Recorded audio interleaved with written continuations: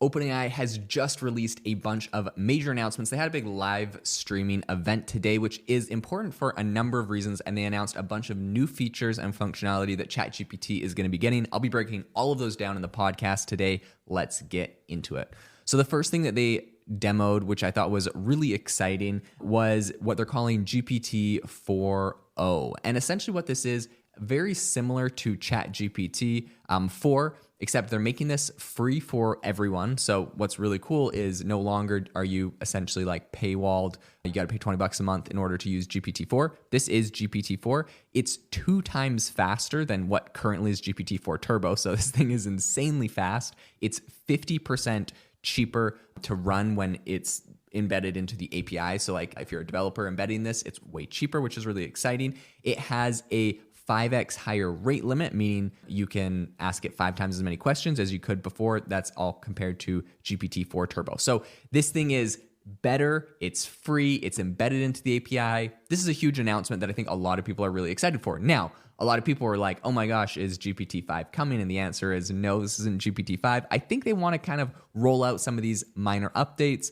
So when they do something like a big GPT-5 or a big product reveal, it's kind of like, oh my gosh, this is groundbreaking, and it's separate from some of these other updates. They have a couple updates here that also are amazing. They did a demo where essentially they got the new GPT 4.0 to tell a story to someone, and they showed off the capability it has to essentially is really robust voice now. Now I think is putting some serious pressure on 11 Labs and all the other players in this space that are doing audio, because they have a new voice model where you can essentially text prompt it or voice prompt it, because you can talk with this thing live now.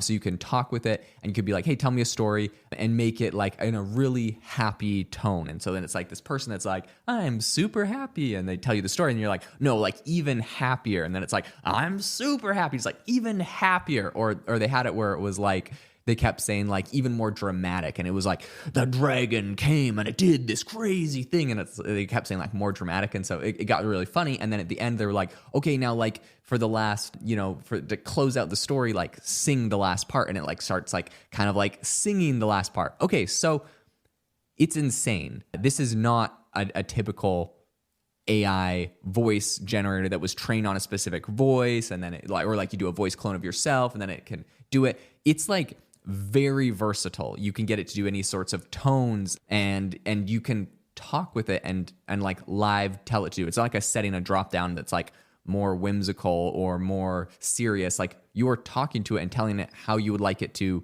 speak, and it's able to copy that tone.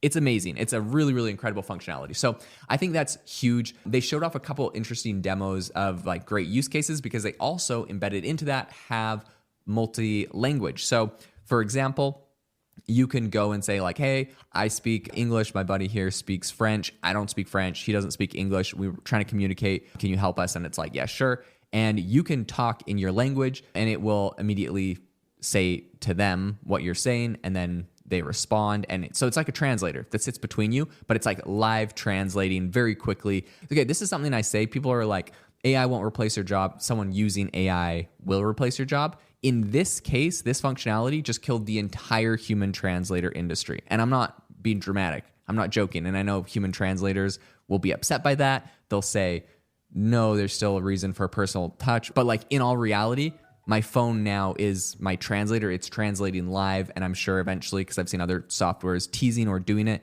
it will clone your voice, and so it'll be your voice speaking back, your voices speaking back and forth to each other in your languages. It's way better than a translator. Your words aren't using them as an intermediary. It's amazing. So all human translators, I think that industry is gone. I literally think anyone doing that's gone. I have friends that go to their dad goes to China like all the time, and like is a translator and stuff. I don't see that industry existing anymore. Anyways, very interesting functionality. They showed a couple other really interesting things. Okay, the other huge update they announced is multimodal video features embedded into ChatGPT. So up until now, you've taken your phone, you've taken a picture of something, or you have it on your computer, you upload it to ChatGPT, and you're like, hey, like this is a picture of my website. How could I optimize this for click-through rates? Or hey, this is a picture of a chart. How what are the important elements that they're analyzing in this chart? Or you're like, hey, this is my math homework. How do I solve this problem? Or how do I get to the next step of it? I've gotten this far. What's the next thing I need to do, right? So that's how it's worked. Now it's a video feed, which is so much better. You're not taking a picture and uploading it.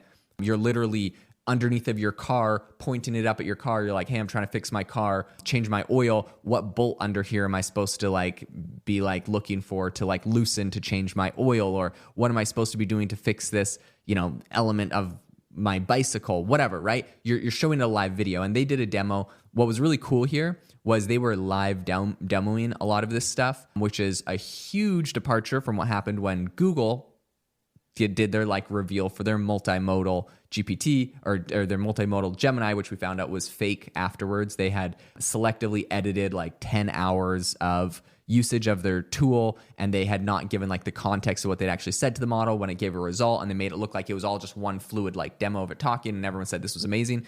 Okay, so OpenAI actually just achieved what Google demoed many months ago that turned out to be fake, except OpenAI did it live on stage in front of everyone. They sent out a thing on X and said, hey, we want recommendations of what to demo on our new model. What do you guys want to see? And people were responding with what they want to see, and they were pulling things that people on X were recommending and doing them live. So the magic, like the magician was on stage live, pulling things from the audience.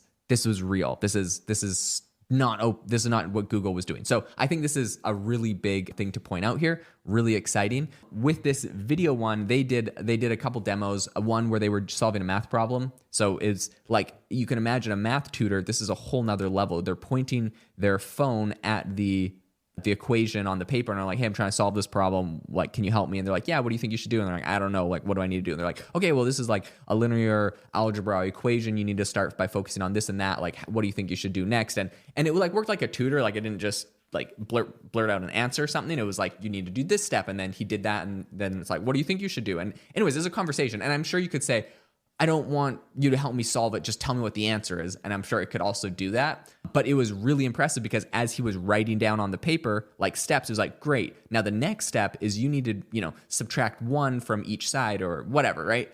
So it was live tutoring him through this process. This is so much better than taking pictures and uploading them. It's video, it's live, it's instantaneous, it sees what you're doing. This is a huge update in my opinion. So that was really exciting. And then I think that one of the last things that they were like demoing was someone on X tweeted and was like, do like a video with it and see if it can like tell you what your facial expression is. So he like pointed the camera at himself and was like smiling, and it was like, yeah, you're happy, whatever. I mean, you could have done that with a picture, but it's kind of cool that it was a video and it could be seen a little bit more. It honestly made me think of right now a big thing that I've heard like people doing startups around is like sentiment analysis. And there's like all these companies that are like reviewing documents and reviewing different things for sentiment analysis to make different predictions on things. Customer support is a big area. They read through all your customer support messages, and then they're like, overall, your customer sentiment is like negative on all your customer support, or it's like 10 points negative, or, oh, this month it went up 5 points. Like, you're doing better, whatever changes you're doing, right? So you can see these like sentiment analysis tools are kind of useful.